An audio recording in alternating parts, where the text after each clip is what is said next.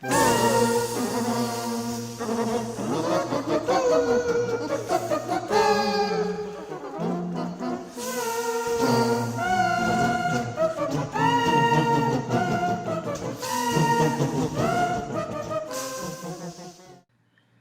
we have set up the solo variant for Settlers of Catan. You set it up just as you would the base game except for one small change. Let's take a look at that change.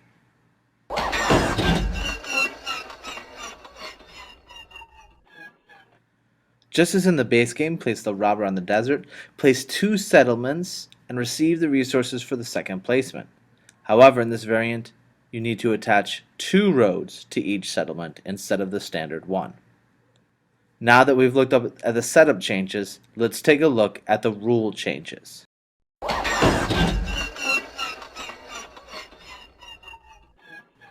The goal of this variant is to try to get the standard amount of victory points plus 5. So on a standard game of Catan, that would end up being 15 victory points.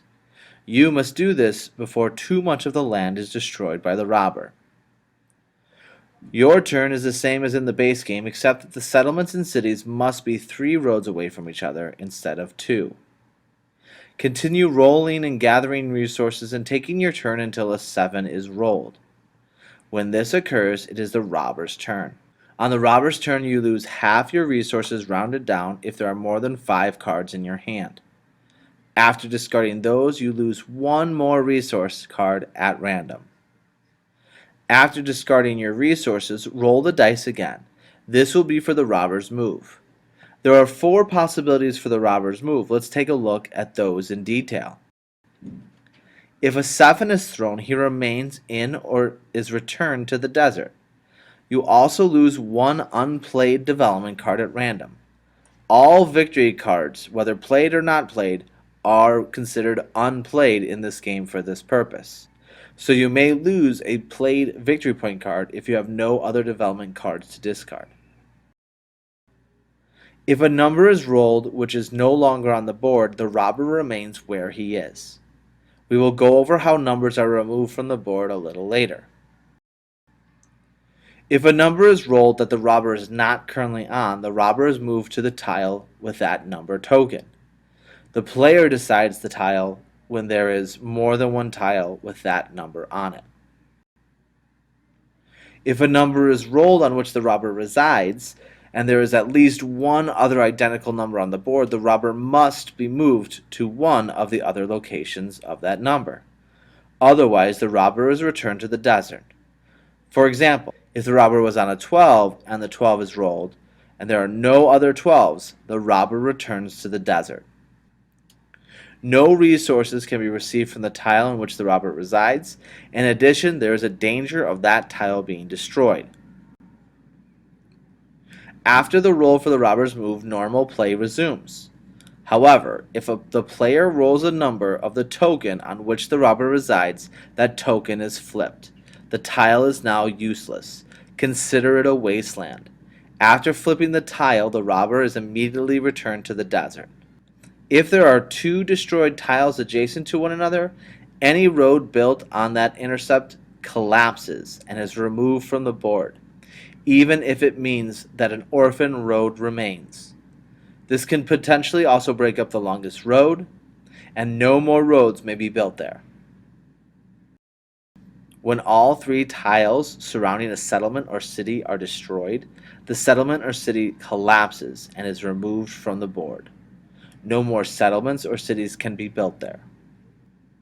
A soldier can be used to return the robber back to the desert, but unlike the standard game, a soldier cannot be played before the dice, only after the dice have rolled. A soldier cannot be played if the robber is already in the desert.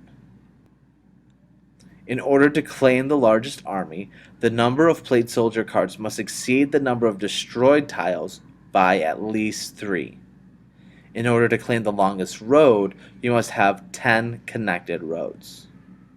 When playing the Monopoly development card, decide on the resource you want and throw 2 dice. Take the lowest number of the 2, and that is the number of resources you collect.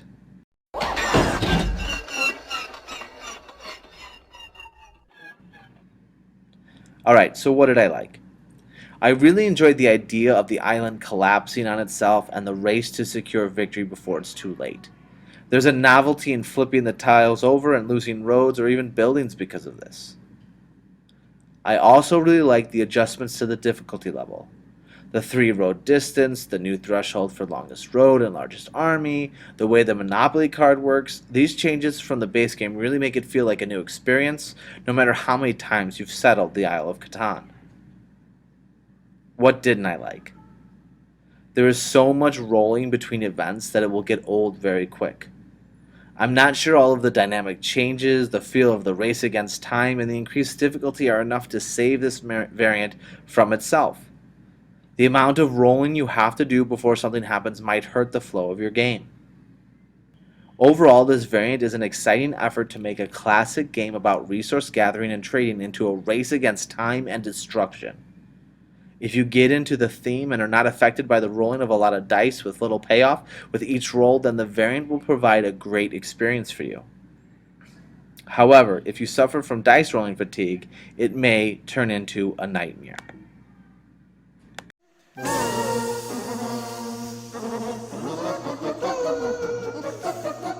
Hey, I'm Hans, and if you like what you saw, go ahead and click subscribe below, and good things will happen for you forever.